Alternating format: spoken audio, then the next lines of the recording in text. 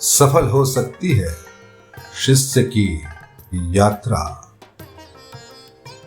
नमस्कार, आप सुन रहे हैं संजू के बैनर्जी और मैं आपको सुना रहा हूं ज्ञान की बातें। जैसे मछली जल के बिना नहीं रह सकती, वैसे ही शिष्य गुरु के बिना आगे नहीं बढ़ सकता। जल केवल मछली के जीवन का आधार नहीं, उसकी चेतना का विस्तार है। जैसे माता के बगैर बालक रह नहीं सकता, ऐसे ही शिष्य का गुरु के बगैर चलना मुश्किल ही नहीं बल्कि असंभव है। गुरु केवल एक व्यक्ति नहीं बल्कि चेतना के स्तर पर वो ऊर्जा है जो शिष्य को जन्म जन्मांतर की अज्ञानता से बाहर निकालती है।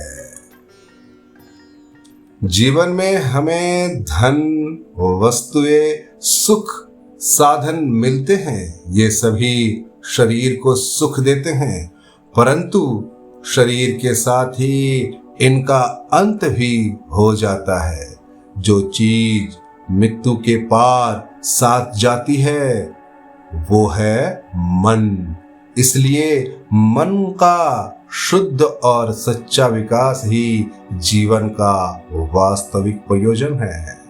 अगर मन विषयों, वासनाओं, लालच, मोह और संसार के आकर्षणों में उलझा है तो ये तृष्णा मृत्यु के बाद भी हमारा पीछा नहीं छोड़ती। यही अंधकार जन्म जन्मांतर की यात्रा में हमारे साथ चलता है।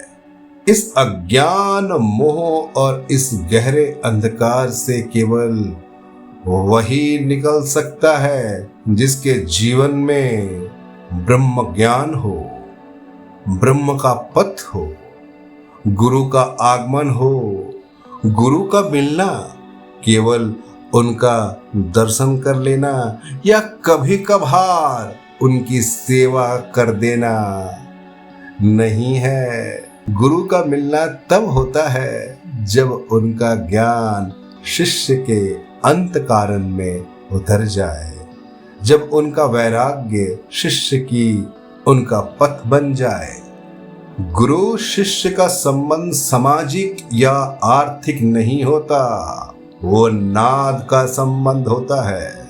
नाद यानी वही ध्वनि, वही दिव्य वाणी जो गुरु के मुंह से निकलती है और शिष्य के हृदय को भीतर से रूपांतरित करती है।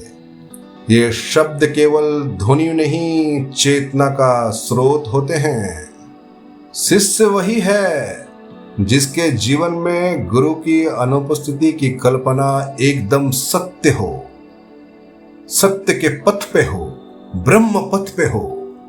जैसे मछली के लिए जल आवश्यक है, वैसे ही शिष्य के लिए गुरु की कृपा, समय, परिस्थिति, ऋतु, सुख, दुख, मान, अपमान, हानि, लाभ, कोई भी बाहरी स्थिति उसके गुरु भाव को डिगा नहीं सकती।